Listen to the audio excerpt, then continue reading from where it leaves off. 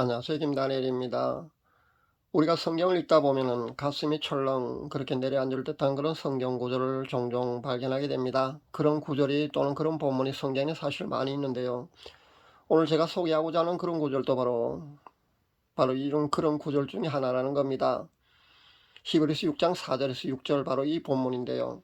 제가 봉독해 드리도록 하겠습니다. 한번 비침을 얻고 하늘의 은사를 맛보고 성령의 참여한 바 되고 하나님의 선한 말씀과 내세의 능력을 맛보고 타락한 자들은 다시 새롭게 하여 회개케 할 수 없나니 이는 자기가 하나님의 아들을 다시 십자가에 못 박아 현저히 욕을 보임이라. 바로 이 구절입니다. 앞 동영상의 댓글에 이 구절로 메시지를 전해달라는 그런 요청이 있었습니다. 그런데 그냥 댓글 정도로만 하고 메시지를 사실 전하지 않으려고 했었거든요. 그런데 성령께서는 전하라고 또 강권하셔서 제가 이 메시지를 전하게 됩니다. 이 본문 구절로 메시지를 전해달라는 의도는 사실 간단합니다.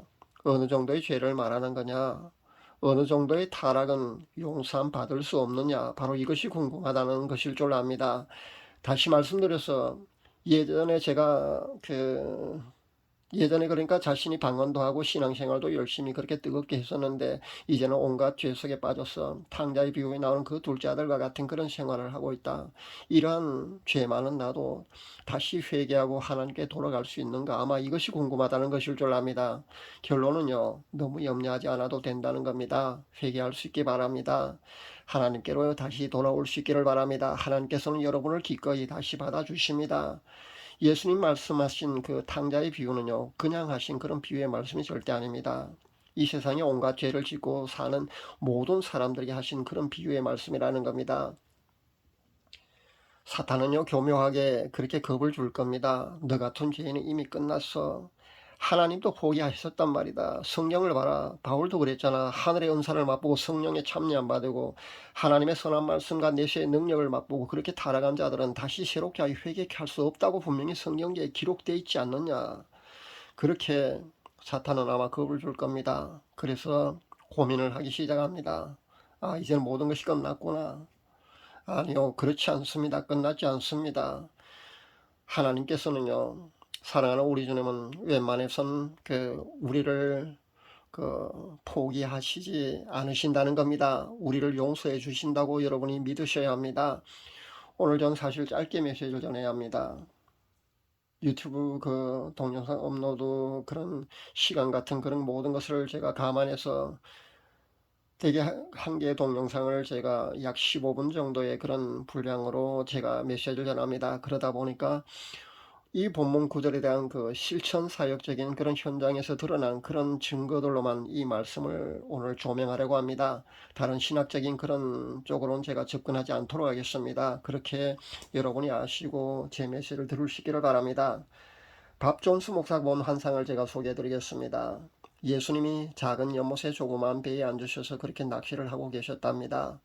낚시바늘에 미끼를 꿰어서 그렇게 던지자마자 물고기가 낚였답니다. 예수님의 얼굴 표정도 기쁨으로 가득 차셨고요. 그렇게 한 마리 두 마리 예수님이 물고기를 잡으실 때마다 예수님 표정도 점점 더 희열에 가득 차 보였답니다. 그래서 밥 존스 목사가 예수님이 잡으신 그 물고기들을 어떤 물고기가 그렇게 살펴보았는데요. 대어는 한 마리도 없고요. 모조리 병들고 작고 상처투성인 그런 물고기들이라는 겁니다. 그런 물고기만 예수님이 잡고 계시더라는 겁니다. 그때 예수님이 그 환상에 대해서 설명해 주셨답니다. 여러분 잘 아시다시피 꿈과 환상은요, 그 상징으로 보여지거든요. 이게 바로 물고기는 바로 우리 인간들을 말하는 거거든요. 그러니까 상처 많고 죄로 가득한 볼품없는 그런 죄인들, 흠 많고 병들고 죄 많은 그런 인간들을 예수님이 구하신다는 겁니다. 그렇게 죄 많은 그런 인간들을 구하시려고 예수님이 이 땅에 오셨다는 겁니다. 그런 죄인들이 예수님께로 돌아오기만 하면요, 예수님은 그렇게 기뻐하신다는 것을 여러분이 아셔야 합니다. 성경에도 분명히 그런 본문이 나옵니다. 양 100마리 중에요, 99마리 양은 우리 안에 있는데 잃어버린 양 한 마리를 찾아서 헤매고 다니는 그 목자 이야기 말입니다. 바로 이겁니다. 이렇게 잃어버린 한 마리 양을 찾아서 헤매고 다니는 심정이 그 목자의 심정이요, 바로 하나님의 심정이라는 것을 우리가 알아야겠습니다. 회심하고 하나님께 돌아온 그런 수많은 사람들의 감정을 제가 읽어보았는데요, 이 중에는요, 이 세상에서 온갖 우리가 눈살을 찌푸릴 정도의 그런 죄를 지었지만은 회심 후 회개하고 돌아온 그런 사례들이 많이 있다는 겁니다. 마약 중독자, 창녀, 온갖 성적인 죄, 그리고 이혼, 폭력 등등 그냥 여기 지면으로 사실 제가 소개하기도 어려울 온갖 죄 속에 그래 빠져 있다가 다시 회심하고요, 그렇게 돌아온 그런 사례, 그런 감정들이 상당히 많이 있다는 겁니다. 성경에 나오는 우리가 잘 아는 다윗 왕 여러분 잘 알고 계실 줄로 압니다. 성적인 죄, 그러니까 간음을 했잖아요. 이 다윗 왕이 그 우리아 안에 바세바와 간음을 했습니다. 근데 다윗 왕은 이 간통 사건, 그러니까 간음을 덮으려고 전쟁터에 우리아를 보내서 그렇게 죽게 만들잖아요.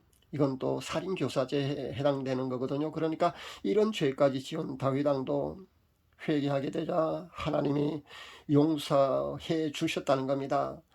여러분, 베드로는 또 어떻습니까?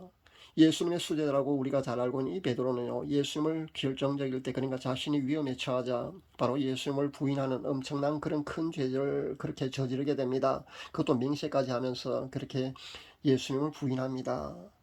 그런 베드로조차 예수님은요, 용서해 주셨다는 겁니다.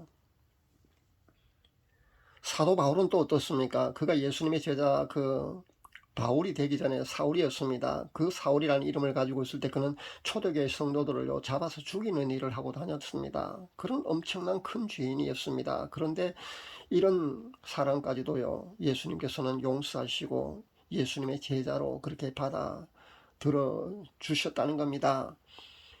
이 세상에 성경적으로 용서함을 받을 수 없는 죄는 딱 두 가지밖에 없습니다. 첫 번째는 예수님을 믿지 않는 죄고요. 두 번째는 성령 해방죄로 우리가 잘 알고 있는 그 성령 모독죄, 바로 그것 빼고는요, 이 두 가지 빼고는요, 우리가 다 용서함을 받을 수 있다고 저는 그렇게 봅니다. 배도에 관한 죄만 해도 그렇습니다. WCC 부산총회 그 중요 자리에 앉아서 깊숙이 그 배도에 관한 한 목회자의 그 회의 간증을 제가 보았습니다. 현재 이 목회자는요, 선교사로 그 다른 나라에 나가서 그 나라의 신학교에서 신학생들을 그렇게 가르치는 그런 사역을 하고 있는 분입니다. 그런데 이 목사님이 어느 날 그 성령께서 강권적으로 회개를 시키셨답니다. 그래서 며칠 동안 창자가 끊어지는 듯한 그런 통증을 느끼면서 그렇게 회개를 하게 되었답니다. 그것이 바로 우리가 잘 알고 있는 그 부산 백스코에서 열린 WCC 한국총회, 이 목사님이 꽤 중요한 그 자리에 앉아서 그게 참석한 바로 그 죄라는 겁니다. 그 죄를 그렇게 3일 동안 창자가 끊어지는 듯한 그런 통증을 느끼면서 그렇게 회개를 했다는 겁니다. 저는 이분이요, 진정으로 그렇게 회개를 했었다면 분명히 하나님께서 용서해 주셨다고 저는 그렇게 생각합니다. 고 조영기 목사가 구원을 받았느냐 아니냐로 한동안 유튜브에서 그렇게 논쟁이 많았습니다. 뭐 유튜버는 대놓고 조영기 목사가 그 구원을 받지 못하고 지옥에 갔다고 아주 그렇게 자랑스럽게 그렇게 얘기하는 것도 보는데 정말 안타까웠습니다. 근데 그가 죽기 전에 만약에 진정한 회개를 했었다면 구원함을 받았을 줄 압니다. 그랬는지 아닌지 우리가 확인할 수 없지만 말입니다. 그렇다면 김삼환 목사나 김장환 목사 같은, 그러니까 그 당시 WCC 부산총회 한 자리를 하고 높은 상석에 앉았던 그런 또 다른 목회자들, 그런 중요한 자리에 그 핵심 목회자들은 어떻게 될 것인가. 이 문제도 아마 살아생전에 진정으로 회개를 한다면은 몰라도 회개를 하지 않는다면 뻔하지 않을까 생각해 봅니다. 제가 보기에는 아마 회개가 어렵지 않겠는가, 저는 그렇게 생각해 봅니다. 자신이 엄청난 일을 그런 죄악을 저질러 놓고도요, 그것이 배도라고, 그 배도라는 죄라고 그렇게 인식조차 못하고 있을 테니까요, 아마 회개는 어려울 줄로 압니다. 그렇다면요, 히브리서 6장 4절에서 6절 바로 여기에 해당될 줄로 압니다. 그렇다면 결과는 뻔하지 않겠습니까? 로마서 8장 35절에 보니까요, 누가 우리를 그리스도의 사랑에서 꺼내려요? 환난이나 공고나 핍박이나 기근이나 적시나 위험이나 칼이랴. 38절에 보니까요, 내가 확신하노니 사망이나 생명이나 천사들이나 권세자들이나 현재일이나 장래일이나 능력이나 높음이나 깊음이나 다른 아무 피조물이라도 우리를 우리 주 예수 그리스도님 안에 있는 그 하나님의 사랑에서 끊을 수 없으리라. 분명히 그렇게 기록되어 있다는 겁니다. 사랑하는 우리 주님은요, 우리를 쉽게 포기하시지 않는다는 것을 우리가 알아야 합니다. 하나님께서는요, 우리를 쉽게 포기하시지 않으심을 우리가 분명히 알아야겠습니다. 우리가 어긋난 딴 길로 가더라도요, 끝까지 다시 돌아오기를 기다리고 계시는 분이 바로 그분이심을 여러분이 믿으셔야 합니다.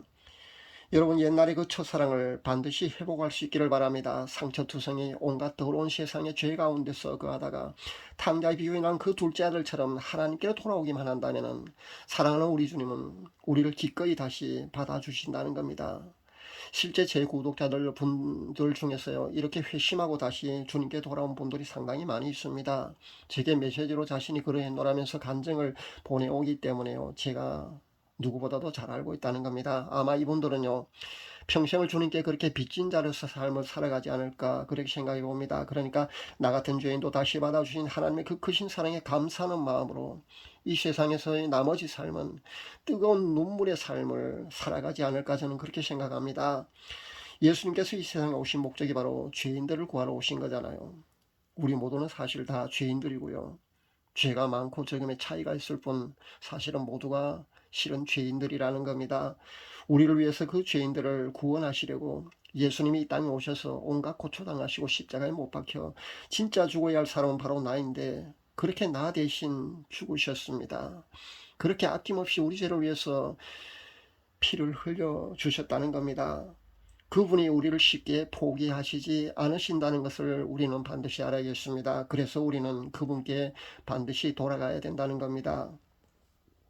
하나님은요, 우리를 쉽게 포기하시지 않으신다는 것을 우리가 반드시 잊지 말아야겠습니다.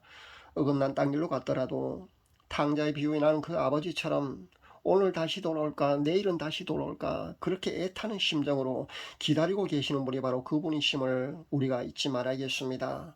그 하나님의 아버지의 그 심정을 우리 모두는 잊지 말아야 된다는 겁니다. 감사합니다.